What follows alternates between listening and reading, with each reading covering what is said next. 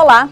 O presidente em exercício, Michel Temer, enviou ao Congresso em junho a proposta de emenda constitucional PEC 241, que cria um teto para os gastos públicos pelos próximos 20 anos. Nesse período, a correção das despesas não poderá ultrapassar o índice de inflação do ano anterior. Para começar a valer em 2017, a PEC tem de ser aprovada ainda este ano. E foi criada uma comissão especial na Câmara dos Deputados para avaliá-la. Caso o texto seja aprovado lá, terá ainda de passar por 2 turnos no plenário e depois seguirá para o Senado. E toda essa tramitação não deve ser fácil, não. Os que são a favor dizem que a proposta contém um aumento desenfreado de gastos e diminui o rombo no orçamento. Os que são contra argumentam que isso significaria fazer a economia parar de crescer e cortar direitos sociais já garantidos pela Constituição. Para conversar sobre tudo isso, a Expressão Nacional de hoje recebe aqui no estúdio o deputado Altineu Cortes, do PMDB do Rio de Janeiro, membro da comissão especial que discute a PEC 241. O deputado Jorge Sola, do PT da Bahia, também membro da comissão especial que discute a PEC 241. O deputado Paulo Martins, do PSDB do Paraná, membro da Comissão de Desenvolvimento Econômico. Graziele Davi, assessora política do INESC, Instituto de Estudos Socioeconômicos, e Felipe Ohana, economista e consultor, que está lá no nosso link do Salão Verde. Senhores, muito obrigado, por terem aceito o convite aqui para participar. Esse é um tema muito importante agora em discussão aqui na Câmara, no Congresso como um todo. E eu vou abrir o programa com alguns dados, num gráfico que a gente vai disponibilizar aqui, sobre uma simulação do teto, de 2006 a 2015. É uma simulação, porque só a receita que varia, todos os demais é mantido constante. Despesas totais do governo central. Simulado com o teto, está ali em vermelho, ou seja, friamente, essas despesas cairiam muito até 2015. No gráfico a seguir, a gente vai ver o resultado primário. E aí a gente percebe claramente que ao invés de um déficit nesse período, nós teríamos um superávit. Então, assim, friamente, teoricamente, o problema estaria resolvido. O problema está quando esses números viram políticas, viram cortes, E é isso que eu vou colocar para os senhores, porque isso pode ser lido de várias maneiras. Começo com o deputado Altineu. O que o senhor acha disso? Olha, em primeiro lugar, gostaria de te dar os parabéns, Marlena, você, a Graziele, o deputado Paulo, o deputado Jorge. Para mim é um prazer estar aqui, você que nos assiste. Dizer que o Brasil não pode continuar como está. Então, o teto é uma proposta que é uma responsabilidade do novo regime fiscal. Você mostrou no gráfico, e obviamente passando do gráfico para a realidade, para os projetos sociais, para as demandas de saúde, de educação que o Brasil necessita para a população brasileira, nós temos que enfrentar essa realidade, obviamente, com muita responsabilidade. Eu acho que o Brasil precisa recuperar a sua credibilidade. Nós perdemos o grau de investimento, nós hoje, nos últimos tempos, são 12 milhões de desempregados. O Brasil precisa mudar de rumo. O presidente Michel Temer manda essa proposta de emenda constitucional exatamente para isso. Não será, obviamente, ferido nenhum direito constitucional, mas nós teremos que colocar o país nos trilhos. Nós temos que limitar os gastos com responsabilidade e, obviamente, com sensibilidade naquilo que os nossos recursos vão ser aplicados. Tá certo. Muito obrigada, deputado. Deputado Jorge Sola. Queria agradecer a oportunidade de estar debatendo esse tema tão importante. Acho que talvez seja o temático mais importante que nós vamos ter no Legislativo esse ano. O governo diz que não tem ajuste fiscal sem a... Porque veja só o que acontece. O que nós estamos lidando é uma proposta de irresponsabilidade social. Primeiro, tem que desmascarar alguns sofismas que têm sido apresentados para tentar justificar. Nos últimos 14 anos, nós tivemos um superávit de 1,2 trilhões de reais. Em 11 anos tivemos superávit, em apenas 2 tivemos um déficit. Vou repetir, os governos Lula e Dilma acumularam 1,2 trilhões de reais de superávit. Então, essa é a primeira questão. Segundo, que o crescimento da economia depende de vários fatores, inclusive do investimento público. Se nós levantarmos, a partir de 2003, com o governo Lula até o momento, o investimento em saúde e em educação, ele foi mais de 60% acima da inflação do período. Vou repetir também esse dado para quem está nos assistindo. Nós tivemos, no período do governo Lula e Dilma, o investimento em educação e em saúde crescendo mais do que 60% acima da inflação, tanto na educação quanto na saúde. Isso foi que permitiu ampliar as universidades públicas, aumentar o acesso ao ensino básico, viabilizar condições de melhorar a oportunidade de qualificação da população brasileira. Da mesma forma, na saúde, foi graças a esse investimento que foi criado o SAMU, que hoje atende 130 milhões de brasileiros, que antes não existia pré-hospitalar no Brasil, que foi ampliado enormemente a atenção básica, que foi com grande crescimento da assistência de alta complexidade, tratamento de câncer, cirurgia cardíaca, transplante. Tudo isso só foi possível porque os governos de Lula e Dilma investiram mais do que a inflação. No setor saúde, ainda isso é mais grave. O senhor é médico, né? Sou médico e fui gestor em 3 esferas de governo, secretário municipal estadual, fui do Ministério da Saúde no primeiro governo Lula, participei da criação do SAMU junto com o ministro Humberto Costa, e lhe digo, a inflação dos últimos 10 anos, os economistas podem falar melhor do que eu sobre isso, nos últimos 10 anos, a inflação no setor saúde no Brasil foi praticamente o dobro da inflação média geral. Então, se alguém chega, o governo golpista quer fazer o quê? Limitar o gasto do ano seguinte ao gasto do ano anterior mais inflação. Isso significa que, no cenário ideal, seria assim, ó, nós não vamos crescer mais, não vamos abrir mais nenhum hospital, nós não vamos abrir mais nenhuma vaga em universidade pública, nós não vamos contratar mais nenhum servidor, nós não vamos aumentar a participação das pessoas nas políticas sociais, vamos congelar o que está agora. Esse é, em tese, o desastre que seria, mas o desastre é muito pior, porque nós não vamos manter o que nós temos hoje. O que nós temos hoje, que ainda é insuficiente para dar conta das necessidades de saúde, será a cada ano reduzido. Então não vai deixar de abrir novos hospitais, vai fechar hospitais, vai fechar postos de saúde, vai cortar o investimento na educação e na saúde. Não manteremos, não conseguiremos manter nem o que temos hoje se essa regra da PEC 241 vier a ser aplicada. Porque o que ela quer, na verdade, não é resolver o problema da sanidade fiscal. O que ela quer é aprovar o ideal de Estado mínimo que os governos tucanos aplicaram no governo Fernando Henrique Cardoso e foi aquele desastre social. E Macri está aplicando na Argentina e está sendo uma tragédia social. Eu queria só chamar o Felipe, que ele está esperando a gente lá no link, já passo a palavra para o senhor. Só resumindo, o senhor quis dizer que, no final das contas, aquele corte não é só um corte de despesa. Eu estou deixando de atender pessoas, né? Eu sei que a Graziele também vai tocar nesse ponto. Eu só queria... Não é corte de gasto público que essa proposta está colocando. Ela está cortando gastos sociais, porque ela quer cortar na educação, na saúde e na assistência social. Para quê? Para sobrar mais dinheiro para pagar os juros, para sobrar mais dinheiro para aumentar o lucro dos empresários. Esse é um tema que eu vou voltar na próxima oportunidade para mostrar que o que nós estamos discutindo e precisamos enfrentar é o custo da dívida no Brasil. Não existe nenhum país no mundo que tenha um custo da dívida tão grande quanto a do Brasil, graças aos juros que representa a capacidade de lucro dos banqueiros. O senhor entra, então eu vou chamar o Felipe. Porque, na realidade, o que o deputado Jorge Sola coloca não condiz com a realidade, né? O governo Lula e Dilma, durante os últimos 13 anos, tiveram a oportunidade de fazer tudo isso que ele falou e não fizeram.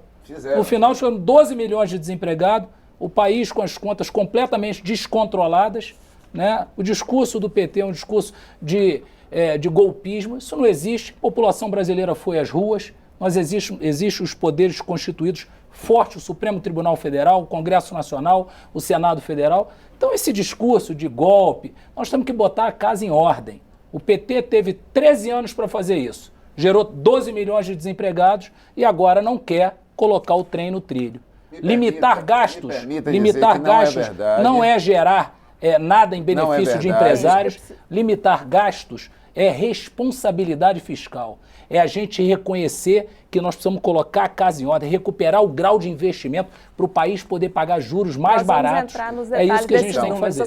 Mas é bom chamar a atenção que não é verdade que não houve superávit no governo Lula e Dilma. Vou repetir, dados oficiais, 1,2 trilhões. O governo Fernando Henrique Cardoso é que deixou o país falido.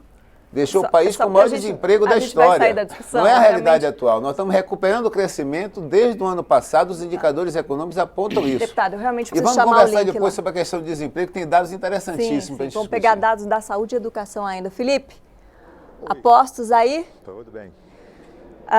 O som dele não está saindo aqui para a gente. Alô, tá ouvindo? Tá ouvindo? Alô? Estou falando. Felipe, eu queria que o senhor explicasse aqui para a gente. No início a gente estava conversando um pouco aqui, que o senhor chegou um pouco antes, sobre a questão do prazo. O senhor chamou a questão para uma coisa interessante, que na verdade a estratégia do governo erra no prazo para o ajuste. Eu acho que primeiro é o seguinte, o conhecimento humano já não permite mais tergiversar sobre a necessidade de fazer um superávit primário. Eu acho que a gente tem que partir desse ponto, já estamos no século XXI, não dá mais para acreditar que o déficit não seja algo relevante. Esse é o primeiro ponto, né? O segundo ponto é que quando se fala em déficit, nós temos a receita e a despesa, lá, óbvio. Como em qualquer lugar, em qualquer família, em qualquer país, a receita é algo fora de controle. Não se sabe quanto você vai arrecadar, você não sabe quanto a família vai receber o salário, se não vai, a comissão de venda se entra ou se não entra, e a despesa é o que se tem de controle. O que o governo está fazendo hoje é dizer o seguinte, olha, eu vou colocar um controle sobre a despesa e vou congelá-la em termos reais. Essa é uma estratégia, é um dos caminhos, tá certo? Para quê? Para caminhar em direção ao superávit primário, que eventualmente a receita vai subir porque o PIB vai subir. Então, quer dizer, nesse sentido, o que está sendo feito é correto. Há outro ponto que o deputado estava querendo alegar é que irão acontecer sacrifícios. Eu diria que não. Tá certo? O que vai acontecer é o seguinte, a participação de despesa do governo federal no PIB vai cair do que é 20% hoje do PIB, do governo federal, para em torno de 14%, 13% do PIB. Quando nós praticávamos no governo Lula um superávit primário ao redor de 2,1%, o nosso gasto federal em relação ao PIB estava em 18%. E hoje nós estamos em 20%, ou seja, está exageradamente elevado. Ou seja, esse é a justificativa de por que fazer esse controle de gasto. A outro ponto que você enunciou é o ponto sobre a velocidade. Essa é uma discussão que corre o mundo. A discussão na literatura econômica que corre o mundo é o seguinte, qual é a velocidade ótima de ajuste?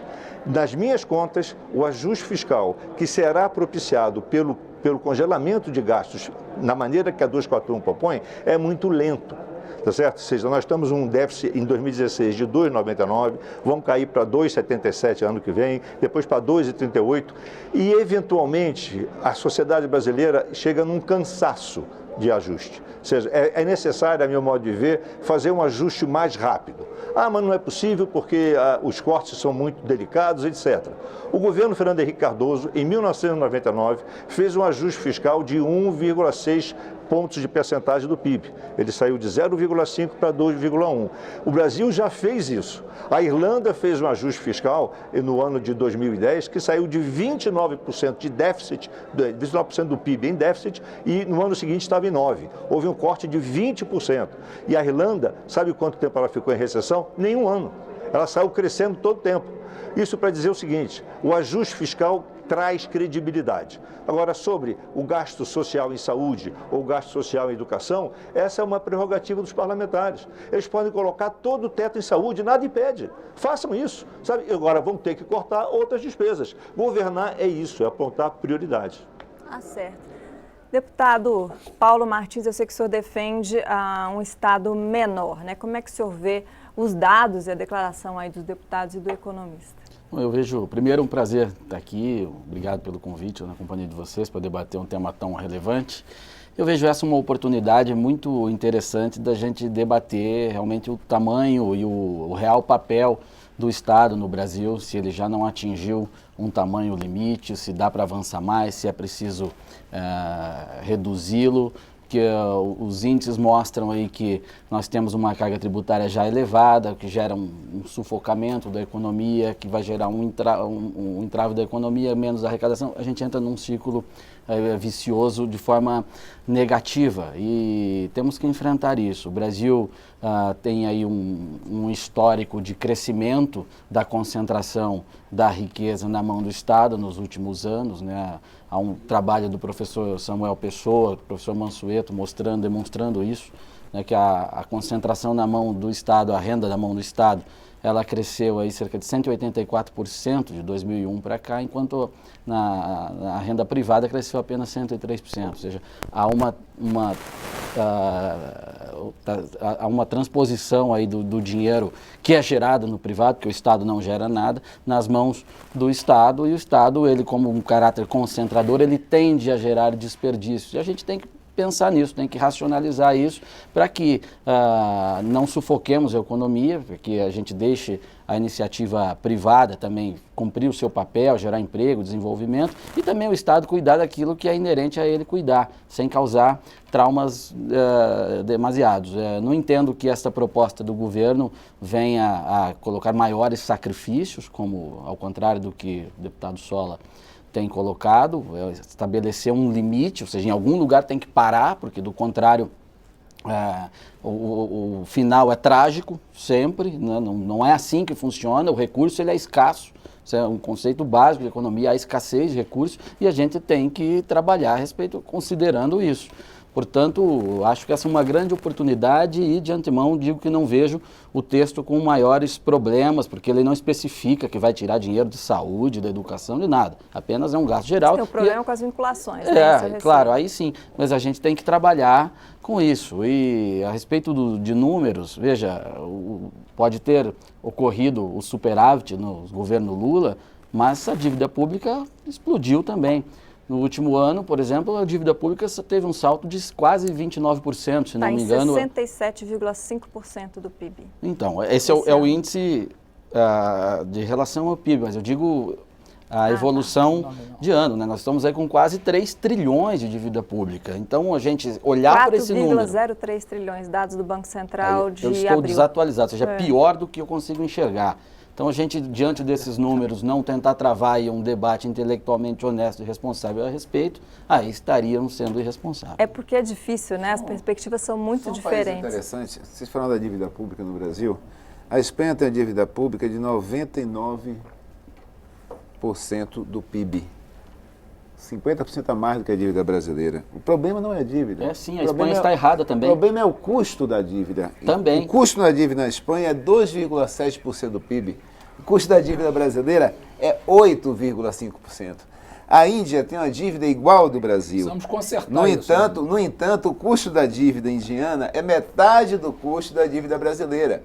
O problema é que nós pagamos um juros maior do mundo para rolar essa dívida. Mas, deputado, a dívida dos Estados Unidos, Alchineu, você sabe muito bem que a dívida do governo americano é muito maior do que a dívida do Brasil. A dívida dos países da Europa é muito maior do que a dívida do Brasil. Significa que a gente tem que endividar mais. Não, significa que nós temos que diminuir o custo da dívida, nós temos que diminuir os juros. Deputado. Enquanto nós pagarmos o maior juro do mundo, você pode reduzir a dívida, que você vai continuar mantendo o maior problema, que é o custo para rolar essa dívida. E pior, com a receita que nenhum país central no mundo mais usa hoje, que é reduzir os gastos nas áreas sociais. Como é que nós vamos diminuir o custo da dívida? Na saúde e na educação, você aborta o futuro.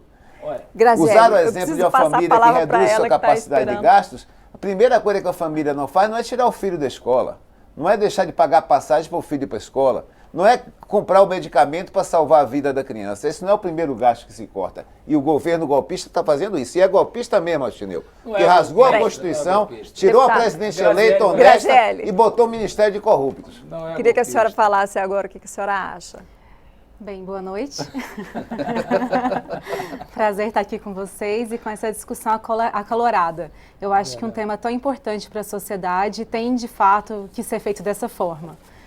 Agora, é interessante perceber aqui, a gente está percebendo esses extremos, né? E na opinião pública também a gente percebe vários extremos de discussão, mas é incrível como na economia a gente não tem observado esse extremo, como o discurso econômico tem sido um discurso único, um discurso que o tempo inteiro fala que as despesas cresceram demais, que as despesas estão fora de controle e que a única solução viável para o país é cortar despesas. Espera aí. Se em todos os pontos da vida social a gente faz o contraditório, por que na economia a gente não está fazendo o contraditório? A economia não é uma ciência exata. Ela tem suas teorias, ela tem seus pontos de vista. Então vamos avaliar isso. De fato, as despesas no país estão fora de controle? Primeira pergunta. Vamos passar ali, FHC 1, 2, Lula 1, Lula 2, Dilma. Quando a gente avalia as despesas primárias, a variação ao longo desses governos, a gente percebe que a despesa ela vem diminuindo a variação dela. Em todos os anos. No primeiro governo Dilma, o crescimento das despesas foi de 9%, enquanto lá no Lula 1 foi 10%, no FHC 1, 14%. Então não é verdade que as despesas estão crescendo de forma descontrolada. Correto. Quando a gente avalia a receita, a gente percebe que ela vinha crescendo, então de FHC, Lula, a gente tinha uma receita que crescia. Quando a gente chega no governo Dilma, de 2011 a 2014, a gente tem uma queda de 50% da receita. Então, a crise que nós vivemos não é uma crise de despesa, é uma crise de receita. Então, a gente tem uma crise de receita e vamos tratar a despesa. Bem, é contraditório fazer isso. Vamos tratar a receita. Qual é a situação de receita no país? A gente tem uma série de receitas em potencial que poderiam estar sendo arrecadadas de uma melhor forma, mas não estão sendo arrecadadas adequadamente. Isso não quer dizer aumentar a carga tributária. Esse é o medo de toda a sociedade. É por isso que eu faço questão de reforçar. Isso não quer dizer aumentar a carga tributária. Isso não quer dizer aumentar o peso em cima de quem hoje já está suportando a carga tributária do país. Isso quer dizer melhorar a eficiência da arrecadação. E aí nós temos uma série de fatores. Questão da sonegação fiscal. Pô, quem sonega imposto no país? Vamos pensar, a gente consegue sonegar imposto sobre o consumo? Ninguém consegue.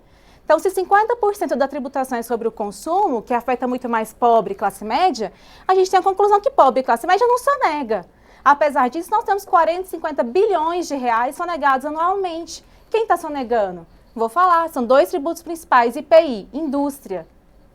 E o segundo, imposto de renda. 5% da população brasileira declara imposto de renda. Quem são os sonegadores do país? Outra questão séria, gasto tributário, renúncia tributária. Quais são os princípios que determinam quem está recebendo esse benefício?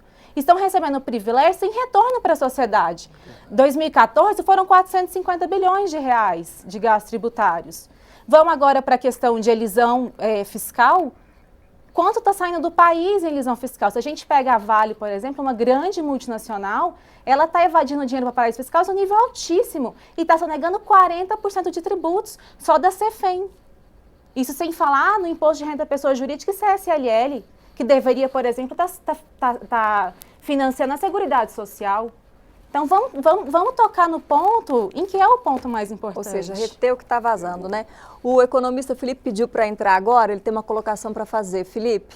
Um debate interessante, porque eu reparo que as pessoas que são contra o pagamento de juros são aquelas que não querem limitar a despesa, né? E a despesa, quando ela é maior que a receita, ela gera dívida e que depois vai gerar os juros. Eu não entendo a lógica, ou seja, eu não quero pagar os juros, mas eu quero dever. Ou seja, o Brasil fez um superávit de não sei quanto, tal. Fez um superávit primário, mas o déficit nominal está aí há muito tempo. E o déficit nominal é o que faz crescer a dívida. Não é o superávit primário. O superávit primário é o que serve para estabilizar a relação dívida-PIB. O déficit nominal, ou seja, que é o primário adicionado que se gasta com juros, esse é que faz crescer a dívida. E para solucionar isso é necessário conter a despesa pública. É necessário conter, eu vou insistir, porque essa história de que eu posso controlar a receita não existe. As famílias, ninguém controla a sua receita. Porque eu tenho uma evasão fiscal, eu tenho uma sonegação. Olha, esse negócio de sonegação certamente existe, mas é uma questão de fiscalização. E certas sonegações, eventualmente, não são fiscalizáveis. Não se consegue ver. Não há um complô da Receita Federal a favor dos sonegadores. Isso não existe. Agora, alegar que existe sonegação fiscal para daí eu dizer que eu não preciso controlar a despesa é um passo absolutamente, a meu modo de ver, inconsequente. Sabe? Não cabe. O que cabe, me parece, é argumentar quais são os destinos desse ajuste. Ou seja, ou então alguém vai ter que dizer na mesa, não, eu não quero fazer ajuste. Eu quero fazer despesa e que o déficit primário vá vá para infinito. Se alguém disser isso, eu quero ouvir como é que sai dessa, tá certo? Porque Venezuela, Argentina, Cuba, essa turma toda já mostrou que não se faz assim. Eles tentaram, estão lá, estão pelejando e nós também. Nós entramos numa crise por causa disso, sabe? O que há de mais social, na verdade, o que há de mais social é deixar que a família arrume um emprego. Isso é o que há de mais social. O resto é suavizações. Deputado, eu quero colocar. Só o deputado já tinha pedido a palavra. Nós temos 3 debatedores defendendo a PEC dos golpistas e 2 contrários dessa lógica irracional e inconsequência da economia. A PEC é uma PEC que é necessária para o momento atual.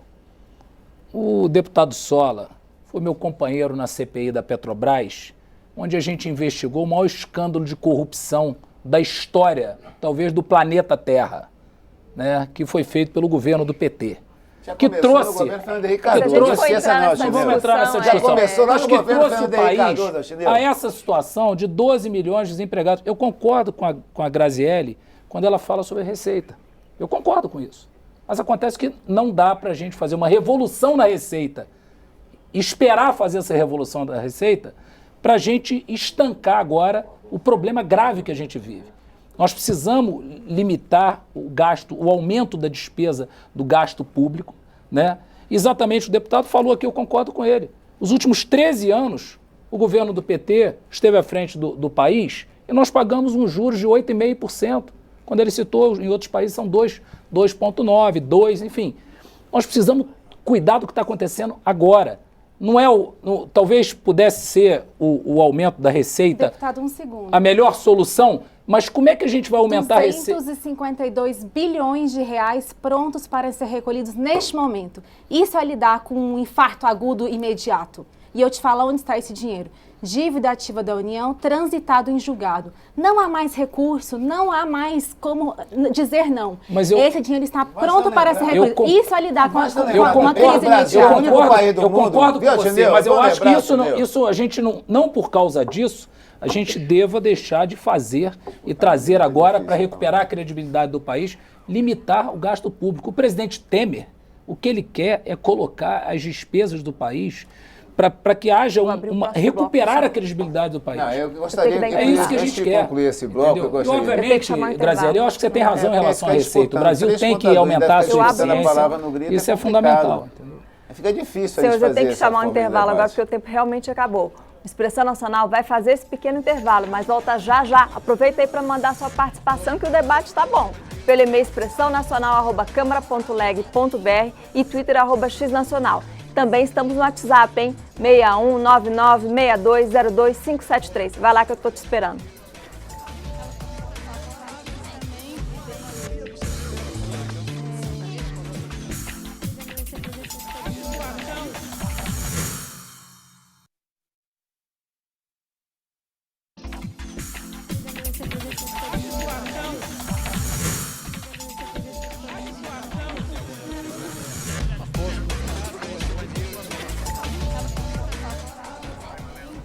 Expressão Nacional está de volta e hoje nós estamos conversando sobre a proposta que cria um teto para os gastos públicos pelos próximos 20 anos, com o deputado Altineu Cortes, do PMDB do Rio de Janeiro, membro da comissão especial que discute a PEC 241, o deputado Jorge Sola, do PT da Bahia, também membro da comissão especial que discute a PEC 241, o deputado Paulo Martins, do PSDB do Paraná, membro da Comissão de Desenvolvimento Econômico, Grazielli Davi, assessora política do INESC, Instituto de Estudos Socioeconômicos, e Felipe Ohana, economista e consultor que está lá no nosso link do Salão Verde.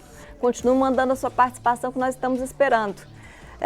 Eu falei que ia abrir o bloco com o deputado Jorge Sola, para o senhor rebater o que estava sendo colocado, e passo também para o senhor a pergunta que chegou dos nossos telespectadores.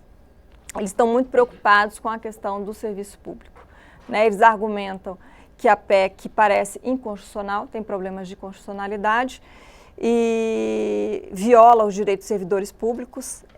Como podemos ser penalizados pela responsabilidade fiscal deste ou daquele governante? VC Comoa, não tem os dados desse...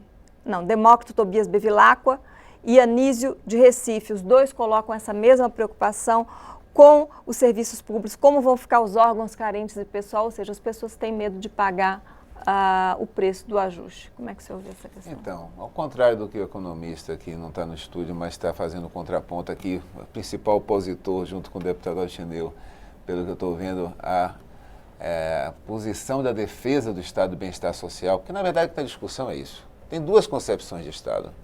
Uma concepção de Estado, que o papel do Estado é redistribuir renda e garantir ao máximo políticas que visem melhorar a qualidade de vida das pessoas. A outra, que é o que o governo golpista quer implementar, é voltar ao que era o modelo neoliberal da época do governo FHC, que era o Estado voltado para poupar, para dar lucro aos empresários, dar lucro aos banqueiros, em detrimento da qualidade de vida, em detrimento do bem-estar social. Esse é o grande debate. Os economistas, inclusive, entram nesse debate para fazer com que uma ou outra proposta tente se viabilizar. A economia não é a ciência acima da história, acima dos interesses de classe em disputa na sociedade. É importante chamar a atenção, inclusive, que ele próprio já colocou que ele defende que o Estado reduza de 20% para 14%. Isso significa o que para o cidadão que está assistindo? Significa que aquele posto de saúde que hoje funciona no seu bairro vai fechar. Que aquele hospital que a sua parente vai ter a criança não vai mais atender. Que o SAMU que vai assistir hoje um acidentado em via pública não vai poder continuar. Quem atua na área de saúde, quem é gestor público, sabe muito bem que nós já temos hoje, apesar do aumento real de mais de 60% nos governos Lula e Dilma, nós temos um sistema de saúde hoje subfinanciado. Se a gente comparar com outros países do mundo, se a gente comparar com a série histórica, temos um subfinanciamento. É a política pública de melhor custo-benefício que esse país tem. E mais, até antes da votação do golpe, todos os partidos aqui, inclusive o deputado Altineu, defendiam que o financiamento era baixo, era insuficiente. Aprovamos a PEC 001 em primeiro turno aqui, com apoio da liderança de todos os partidos, inclusive do PSDB. É impressionante que depois que votou o golpe, que afastou a presidenta Dilma, e o governo golpista interino entrou, já não precisa mais aumentar os recursos para a saúde, já não precisa mais votar a PEC 001, que ampliava os recursos para a saúde. A votação em segundo turno estava marcada para abril, não aconteceu e não acontecerá, e o governo golpista, corrupto, interino, manda para cá uma PEC que é antítese, é o oposto da que foi votada em primeiro turno e aprovada por todos os líderes partidários, que a PEC visa, em vez de aumentar os recursos para financiar a saúde, visa reduzir os gastos sociais em saúde, educação, assistência social, para aumentar o pagamento dos juros, aumentar o pagamento do lucro dos empresários. É bom lembrar, só para concluir esse intervalo, é bom lembrar o seguinte, nós não estamos falando de reduzir gastos públicos, nós estamos falando de reduzir gastos com políticas públicas. Não. Porque o governo não está propondo gastar menos no geral, ele está propondo gastar menos nas áreas sociais, nas políticas públicas. O governo não está dizendo que vai pagar menos juros aos banqueiros, não está dizendo que vai reduzir o lucro dos empresários, muito pelo contrário. O que ele está dizendo é o seguinte, com os juros que tem hoje, com o gasto social que tem hoje, eu não consigo pagar todos os juros que eu quero pagar a quem pagou e financiou o golpe. É isso que está acontecendo. E o impacto no cidadão vai ser muito importante, porque nós não vamos ter capacidade de manter a educação pública nos patamares que tem hoje, nós não vamos ter capacidade de manter o Sistema Único de Saúde nos patamares que temos hoje e que, insisto, ainda não são suficientes.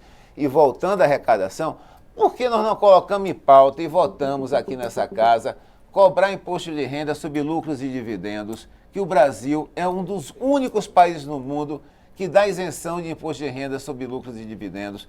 Por que nós não votamos aqui nessa casa a cobrança do imposto de grandes fortunas, que está na Constituição? O Mansueto Almeida já disse que há alguma coisa em relação a isso. Constitucional, e não deixam votar aqui nunca. Regulamenta o imposto de grande fortuna. Então, os 2% mais ricos desse país são quem menos paga imposto, são quem mais sonega, em detrimento, em prejuízo à população que paga imposto. O senhor que paga seu salário e paga imposto, o cidadão, o trabalhador é quem paga imposto nesse país. A Graziella lembrou aqui da sonegação da Vale. Quem são os grandes sonegadores desse país? Não é só a Vale, não. RBS, Globo é o maior sonegador. Vem depois Santander, Bradesco, os bancos privados.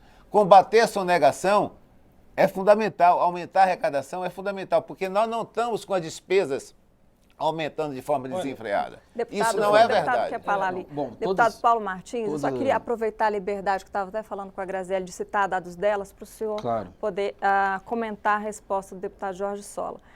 Num trabalho que ela fez, ela cita que se a gente aplicasse o teto, o PIB gasto em saúde em 2015 foi de 1,69%, seria de 0,94% se o teto fosse aplicado. Em 2007, então, a previsão é de que 4 bilhões deixarão de ser aplicados em saúde. Né? Desculpa porque eu antecipei os seus dados, mas eu queria que o deputado comentasse isso em relação ao que o deputado Jorge Sola falou. Bom, no meu entendimento, o governo está tentando reduzir o gasto geral. Você pode fazer interpretações de que do gasto geral ele vai tirar do gasto da saúde ou não. Não acredito nisso, acho que não é o objetivo. O objetivo é disciplinar todo o gasto. Agora, quanto à questão de sonegação fiscal, que a Graziela chamou a atenção, está correto, tem que ser combatido mesmo. Inclusive, essas empresas todas citadas pelo deputado Sola, elas já existiam no governo do PT, estavam sonegando e ele poderia ter combatido. Assim, não é uma coisa tão simples. Não acredito que o governo tenha sido sócio dessas empresas nessa sonegação. Mas uma coisa é a gente lidar com a realidade e a outra coisa é você fazer retórica aqui num debate tão importante quanto esse. Sabe? Tratar como a proposta como de um governo golpista, desrespeitando o Congresso. Isso foi um processo constitucional, um processo legal. Golpista é o governo que faz mensalão, aluga o Congresso para aprovar o que quer. Acho que não é por aí. O debate tem que ser a respeito do gasto público, tamanho do Estado, como é que nós vamos fazer para equalizar até onde a nossa economia suporta e até onde o Estado deve sim suportar o seu gasto social. E aí sim vejo os números da Graziela, ela está estudando, trouxe, é super importante que traga mesmo e que tem que ser debatido na comissão com outras visões. Mas o eixo central da coisa não é quem está contra o povo e quem é a favor do povo, não é. Qual é o caminho melhor que a gente vai chegar, qual que é o melhor caminho para a gente chegar no equilíbrio e viabilizar as coisas, viabilizar o serviço e não sufocar a economia, e disciplinando as contas públicas. Esse eu entendo que é o melhor caminho. Graziele, continuando nessa parte social, você deu uma declaração importante dizendo que o orçamento da Seguridade Social é superavitário. Logo, os de saúde, previdência, saúde, previdência, assistência também seriam, né? Você cita que em 2014 a Seguridade Social teve um superávit de 53 bi e tal. O custo da previdência em 2016 foi de 3,31% do PIB. Se continuarem as regras como estão, será de 23%. Né? Então, eu estou colocando que são duas visões muito diferentes e está difícil para a população entender o que realmente acontece com a Previdência. Essa pergunta eu vou colocar para a senhora e para o economista também, sobre qual o problema mesmo, qual o problema real da Previdência. Então, a questão da Previdência, a gente consegue ter esses dois pontos de vista diversos porque estão sendo feitos dois cálculos diferentes. Essa é a questão. Então, o governo, quando ele vai avaliar o gasto com a Previdência, ele pega as contribuições previdenciárias, coloca isso como receita e pega as despesas com os benefícios e coloca isso como despesa. Quando você considera só essa receita, de fato, você tem um pequeno déficit. Porém, a nossa Constituição diz que a Seguridade Social, ela não é financiada, a Seguridade que é Previdência, Saúde e Assistência, ela não é financiada apenas com a contribuição previdenciária. Ela é financiada também com PIS/PASEP, com CSLL, que é a contribuição sobre o lucro líquido. Ela é financiada com a COFIN, que é uma contribuição para o financiamento da Seguridade Social. Quando você considera todas essas fontes de receita e todas as despesas da Previdência, Assistência e Saúde, você tem um superávit primário. Então, é uma questão de como o cálculo está sendo feito. Só para você ver como a economia não é uma coisa tão exata, né? Escolhe-se fazer um cálculo assim.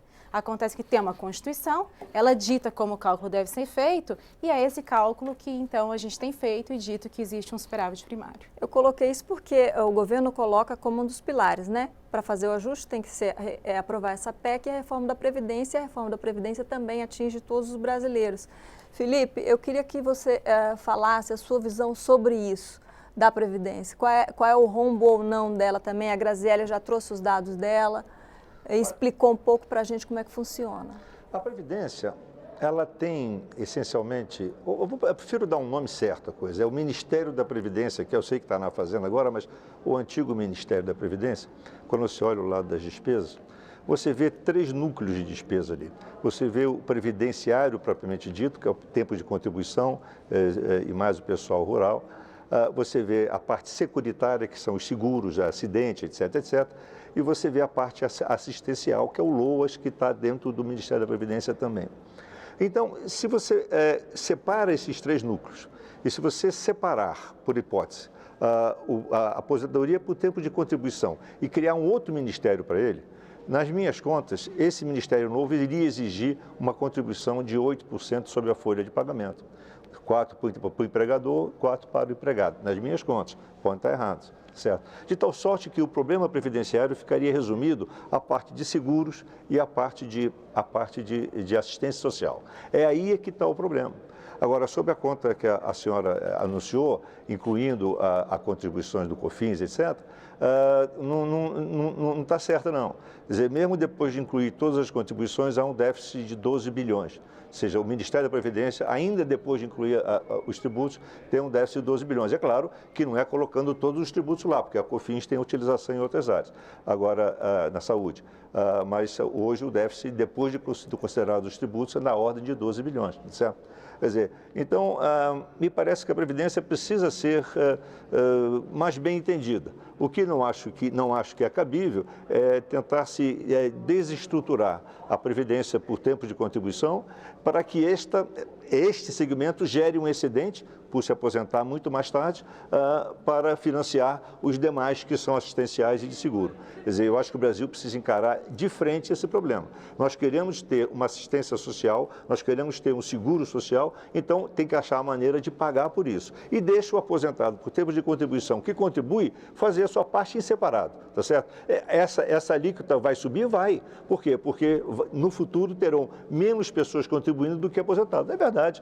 Então, os atuários podem fazer uma simulação e mostrar, no espaço de 100 anos, por exemplo, como que essa alíquota vai subir. Vai passar de 8% para 16%. Tudo isso é possível. A sociedade precisa conhecer esses números e aí escolher. Nós queremos isso, ou então não. Nós queremos nos aposentar aos 75 anos de idade. Quer dizer, a sociedade tem que escolher. O que não pode, a meu modo de ver, é fazer uma escolha sem a devida informação. A informação, a meu modo de ver, parece camuflada. E camuflada sob um manto de algo ético. Não é ético se aposentar aos 54 anos. Eu me aposentei aos 62. Agora, não é ético se aposentar aos 54 e, a partir daí, dessa falta de ética, segue todos os argumentos. Eu só queria voltar num ponto que é a questão do teto da despesa. Parece que a mesa está fazendo uma confusão política, vamos dizer assim, tentando desmerecer o controle de despesa por aquilo que a composição da despesa traz. Ao fato de haver um teto para despesas, ou seja, um congelamento real, não significa que já está definido quais serão as despesas. O que vai acontecer é que vai surgir um desconforto para algumas despesas. Se a Previdência continuar sendo intocável e a saúde é rígida e a educação é rígida, evidentemente, outras despesas terão que ser comprimidas. Isto é verdade. Razão porque esse instrumento vai forçar a reforma da Previdência. Vai forçar a se gastar menos recursos na Previdência, menos no seguro, eventualmente menos na assistência social. Essa é a escolha que tem que ser feita. Ah, bom. Antes de passar aqui para o deputado Altineu, ela só queria fazer um comentário que ela pediu aí rapidinho para a gente passar para o deputado. Primeiro que eu acho extremamente desagradável alguém falar que a outra pessoa está errada, equivocada. Então, fique com seus dados, com suas teorias. E eu fico com as minhas, que são meus dados, minhas teorias e não só minhas. Então, são teses de doutorado, são diversas associações, Anfip. Então, sinto muito, são teses econômicas, dados. Vamos comparar os dois e ver, então. Mas saibam que não são meus dados apenas, são diversos dados. Deputado Altineu. Não, eu quero colocar aqui para quem está nos assistindo nesse momento, primeiro dizer que o debate ele é muito importante. Eu tenho 1 ano e 6 meses como deputado federal, eu estou aprendendo, eu quero aprender mais, eu quero debater, por exemplo, ouvir aqui a Graziele, me enriquece, eu quero saber mais dados sobre isso, eu não sou dono da verdade, a gente está aqui para discutir. Agora, a gente precisa saber, é esse o país que a gente quer? É esse de hoje? Isso que está acontecendo hoje pode continuar do jeito que está? Não dá para continuar do jeito que está. E como foi bem colocado, o ponto de que limitar as despesas não significa dizer aonde os recursos serão gastos. Então, quando o deputado aqui coloca, vamos fechar os postos de saúde, vamos fechar isso não é verdade. É a mesma coisa a gente trazer outras discussões para cá, que já seriam discussões políticas de outros pontos que a gente vai estar saindo aqui do tema. Então, é esse o modelo de Estado que a gente quer? Então, Durante todo esse tempo, dá para a gente continuar como está? Então, não dá para continuar como está. Eu acho que a Graziele tem razão quando fala das receitas, acho que o Brasil precisa avançar nisso, mas limitar as despesas é um fato muito importante nesse momento para que o Brasil recupere a sua credibilidade. Credibilidade significa que o Brasil possa recuperar os 12 milhões de empregos que nós perdemos, voltar ao crescimento, ser respeitado, pagar um juro mais baixo, enfim, e vamos aumentar a receita, obviamente, trabalhar para isso. Queria passar para o deputado, só uma questão rapidinho aqui. Deputado, o senhor coloca que a gente não pode ter o país como ele está hoje. Isso deixa muito claro para mim qual é o propósito, então, de fato, por trás da PEC. Não é apenas uma questão econômica, é uma discussão de modelo de Estado que queremos. Então, eu acho que a gente finalmente chegou no ponto que... Não sei, eu acho que você está interpretando... Não, você acabou de fazer Não, eu essa falei, mas eu fala. não retiro o que eu falei. Mas você está levando isso para um modelo de Estado do lado da economia. Né? O que eu estou colocando é o seguinte, nós estamos numa situação de descontrole. O déficit, terceiro ano seguido de déficit, um descontrole total, 12 milhões de desempregados. É esse país que você quer continuar? Não, eu quero discutir o modelo de Estado. Eu acho que se a gente vai mudar um modelo de estrutura de Estado, a gente deveria constar a sociedade. Vamos fazer um plebiscito? A gente quer um modelo de Estado onde despesas primárias, e despesa primária não é despesa total, despesa primária é basicamente gasto com política pública, se a gente for pegar despesa primária, é basicamente gasto com política pública. Você está entrando numa discussão que não contém a PEC. A PEC não diz onde vai Ela ter... fala onde despesas primárias, vai ser, para a despesa primária. primária. A PEC não estabelece aonde os recursos serão gastos. E você está querendo entrar nessa questão. Eu estou te falando. Nós precisamos limitar o gasto. Não dá mais para o governo, não dá para o país suportar o que está acontecendo hoje. Mas o que são 12 milhões de desempregados. Ou se você quer deixar o país como a Dilma deixou.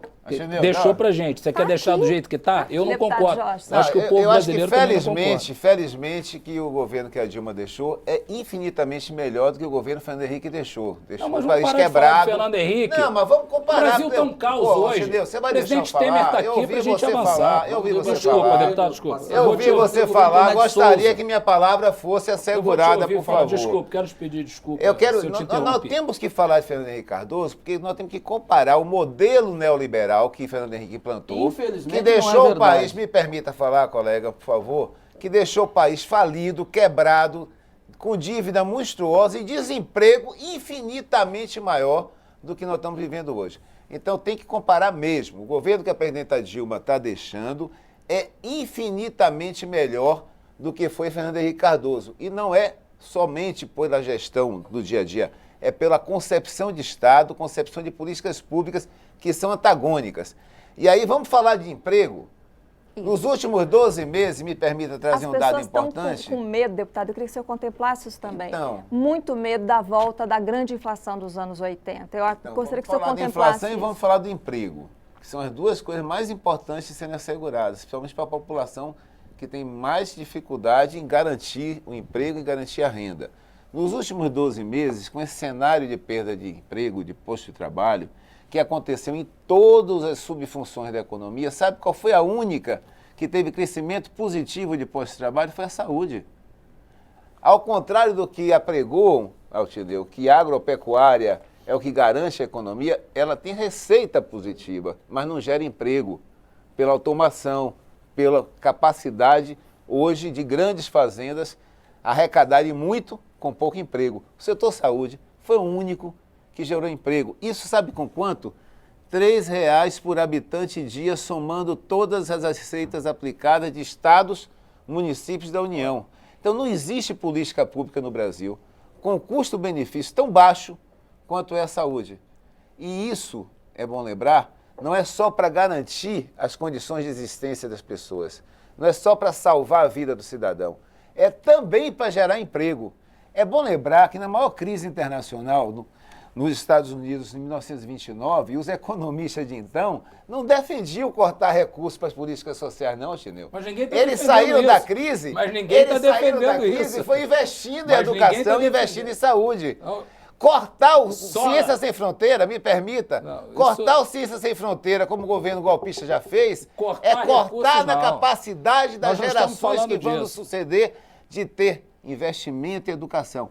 O Ciência Sem Fronteira foi um dos maiores investimentos que o Brasil já fez em tecnologia, em incorporação de ciência. Eu tive a oportunidade de ver centenas de jovens, filho de trabalhador doméstico, filho de trabalhador rural, estudando em universidades na Europa e nos Estados Unidos, graças a uma política que o governo Lula e Dilma implementaram. Cortar o Ciência Sem Fronteira, cortar o SUS, cortar as universidades públicas, não é solução para garantir emprego. Eu insisto, cortar gastos em saúde e educação. E não vem dizer que não vai cortar, não, Chile. Sabe por quê? Isso não existe. Isso não existe. Olha, Mariana, eu não posso deixar, porque o deputado está falando. Por favor, deixa eu concluir, o que ele está falando não condiz com a PEC. Condiz com a realidade, condiz com a opinião dele. Condiz com a realidade, Chile. Isso eu não posso deixar. Inclusive, é bom lembrar. Eu queria que você falasse, Paulo. É bom lembrar, eu quero ver quem vai contestar. Que os gastos, primeiro, que a Graziele colocou aqui de forma muito correta, o problema não é que os gastos públicos aumentaram. O problema é que a arrecadação diminuiu proporcionalmente. A arrecadação não cresceu. Não cresceu por quê? Porque o PIB não cresceu e não cresceu porque há sonegação e porque tem um modelo tributário inadequado. Mas o governo PT teve 13 anos para corrigir isso e agora vem com esse discurso. Eu não fico me interrompendo, ele peço, por favor, que você seja educado num debate que tem regras estabelecidas. Ficar me interrompendo toda hora não é a forma correta de lidar com isso aqui no debate. Você não está falando na realidade. Para concluir, por favor, eu quero lembrar que o maior gasto do governo é juros. E não vem os economistas dizer que não é juros. É juros, sim. Mais de 50% dos gastos vão para juros. Dos outros 50%, metade, a grosso modo, metade é previdência. Sobra outra metade, 25%. Nesses 25% tem que pagar saúde, educação, segurança pública, habitação, tudo mais. E vai me dizer que não vai cortar? Por favor, né? É querer chamar de ingênuo toda a população brasileira. Essa questão foi colocada por secretário da Fazenda, Mansueto Almeida.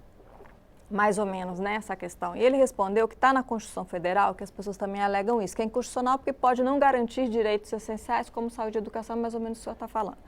E ele falou assim, está na Constituição, não garante direitos se o país estiver quebrado, o que gera medo também na população. Ou seja, eu posso não receber aquilo que eu tenho como direito garantido, né? Então, assim, a população se sente atacada de todas as maneiras. Eu queria que o senhor colocasse isso, porque realmente, de fato, são direitos que a nossa Constituição prevê, o modelo de Estado que nós prevemos, e que podem correr o risco de não serem respeitados, deputado? Se o Estado não tiver numa condição saudável, um direito previsto na Constituição é só apenas uma ficção, não passa disso. O Estado precisa ter condição de colocá-lo, de realizá-lo. E aí o deputado fala que o problema é o juro, é o gasto do juro. E como é que a gente diminui o custo do dinheiro que o Brasil empresta? É resgatando confiança. Uma das composições do aluguel de um dinheiro, que é isso, o juro é o aluguel de um dinheiro, é a certeza de quem está emprestando vai receber. Né? E essa certeza você tem que ter lá o critério de bom pagador, que você tem receita, que está disciplinado, que está tudo redondinho. Enfim, confiança mesmo, você consegue diminuir o custo da dívida que você tem, onde você vai pagar menos juros e pode usar esse recurso que hoje é gasto em juros em outras coisas. Isso é uma questão normal, você tem que fazer isso. Agora, quanto a dizer que o governo Fernando Henrique entregou muito pior, tal, que era um governo neoliberal, infelizmente eu não posso concordar com isso.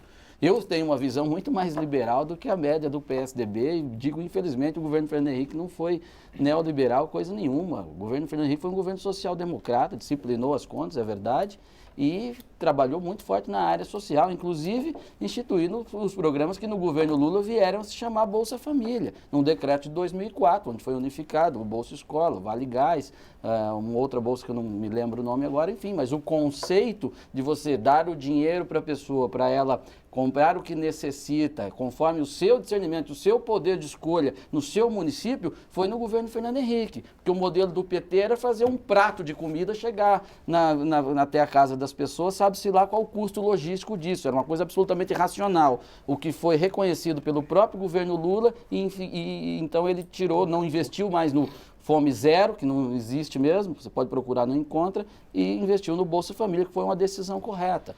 Sabe? Mas o que é verdade é verdade. O governo Fernando Henrique foi um governo social-democrata, não foi um governo neoliberal, infelizmente. Queria passar, nós estamos caminhando para o final do programa, queria passar a palavra ao Felipe rapidamente. Agora, Felipe, eu te peço realmente para ser mais breve. Nós estamos, a nossa dívida pública em relação ao PIB está acima da média dos países emergentes, né, que é de 50%, o nosso está em 67%. Há analistas que dizem que a partir de 55% nós chegamos num ponto de não retorno, ou seja, passa a não ter solução. É verdade? Olha, não acho que é verdade, não. Mas antes eu queria dizer só uma coisinha. Acho que nós estamos com um choque de gerações. No meu tempo, quando havia um debate e alguém trazia um número errado, não era descortês dizer que o número não estava certo, mas aparentemente hoje é descortês. Mas, de toda forma, a dívida, o tamanho da dívida não é o problema. Não é o problema. O problema é a perspectiva da dívida. Eu vou dizer um número. A dívida pública da Irlanda hoje é 118% do PIB. Tá certo? Ou seja, mais um pouco além do PIB. E nada obstante isso, o capital privado está fluindo, o PIB está crescendo já a casa de 6% ao ano, isso depois de uma grande crise que a Irlanda passou em 2010. O Brasil tem quase que metade dessa dívida em relação ao PIB e os capitais estão fugindo daqui. O investimento desapareceu, está todo mundo desempregado. Deve ser por alguma coisa que não seja exatamente o tamanho da dívida. Eu acho que pela perspectiva de risco que aquela administração política implicava. Tá certo. Deputados, 30 segundos para cada um para dizermos, o Congresso tem fôlego para aprovar essa proposta? Já foi difícil na questão dos estados, né? O governo teve que ceder muito para negociar, terminamos só em 2 anos para conseguir levar ao teto. Diferente disso, o governo cedeu na responsabilidade da lei de responsabilidade fiscal e em outras coisas. Teremos fôlego? 30 segundos para cada um, infelizmente é o que a gente tem. O senhor quer começar? Tanto faz. Não tem problema, eu só queria lembrar, ele falou em relação ao percentual da dívida, todos os países da Europa, Itália, Espanha, Portugal, não é só Irlanda, todos têm dívida acima de 100% do PIB, todos. Né? Os Estados Unidos, maior ainda. Então, apesar do que ele colocou, a discussão realmente não é só o patamar da dívida, mas principalmente o custo. A dívida do Japão é muito maior do que a nossa, só que lá o custo é menor do que zero. Então, essa é a questão central que tem que ser debatida. Deputado, né? 30 segundos mesmo. Não, e para concluir, né, eu quero dizer o seguinte, eu quero saber como é que nós vamos fazer para manter, né, nem ampliar. O que está em risco hoje é a manutenção das conquistas que nós tivemos no governo Lula e Dilma, da ampliação do acesso ao ensino, especialmente ensino superior e ensino básico, da ampliação ao acesso à saúde, com a implantação de diversos serviços, desde a atenção básica até os procedimentos de alto custo e alta complexidade. O que está em risco é isso, está em risco a capacidade de manter as políticas sociais nesse país. Deputado Altinelli, Olha, 30 segundos. O presidente Temer, com o envio dessa PEC, ele quer recuperar a credibilidade do Brasil para a gente poder avançar, recuperar os 12 milhões de empregos que nós perdemos, aplicar o dinheiro com responsabilidade, não vai ser retirado o dinheiro da saúde, da educação. Isso é história para quem não quer colocar o país no trilho. Nós vamos colocar o país no trilho, nós vamos ter sim força no Congresso Nacional, porque nesse primeiro momento que o presidente Temer assumiu essa responsabilidade, a gente já vê melhoras na economia, a gente já vê pequenos, né, e obviamente a credibilidade do país está voltando e vai voltar muito mais quando a gente sinalizar ao mercado que o Brasil vai ser um lugar para se fazer investimento com segurança. Okay. Graziele, que não é deputado, deputado, realmente o tempo está encerrando. Se é assim, vamos votar no segundo turno, Altinelli, a PEC 001, para aumentar o financiamento da saúde. Vamos embora fazer isso? A senhora que não é deputado, mas pode dar sua opinião sobre o que é viável ou não de ser aprovado. 30 segundos. Eu não consigo entender muito o cenário dentro aqui, eu não acompanho tão de perto, até porque muitas vezes é difícil de entrar, mas o que eu acho que é essencial deixar para as pessoas é: vamos entender o que está no papel. O que é despesa primária? Despesa primária é política pública. O que está aqui no artigo 104, que é mudar o financiamento da saúde e educação e, consequentemente, de todas as outras políticas públicas. O que está de fato sendo falado aqui? E eu acho que essa é uma discussão que não deve ficar restrita a essa casa. É uma discussão da sociedade. É que tipo de Estados queremos? A gente quer garantia de direitos ou se a gente quer uma credibilidade sem ter um laceio, sem ter um vínculo com o que a sociedade deseja? Então, talvez fosse o caso de levar isso para um plebiscito para a sociedade. Como a gente quer fazer? Porque para lidar com a crise aguda, eu já falei aqui, a gente tem como lidar com a crise aguda. Tá bom. A receita resolve. Deputado Paulo Martins, para a gente encerrar. 30 E segundos para o senhor falar. o governo golpista assumiu, né? Haverá fôlego? Haverá fôlego, tende a haver. O momento do país pede, acho que a situação ela chegou muito próximo do limite ou no limite, conforme o entendimento, mas não é muito longe disso. E por mais que seja difícil, porque o tema ele é de natureza bastante complexa, tecnicamente complexa e também politicamente complexo. Mas o fôlego do Congresso para aprová-lo é a falta de fôlego do país.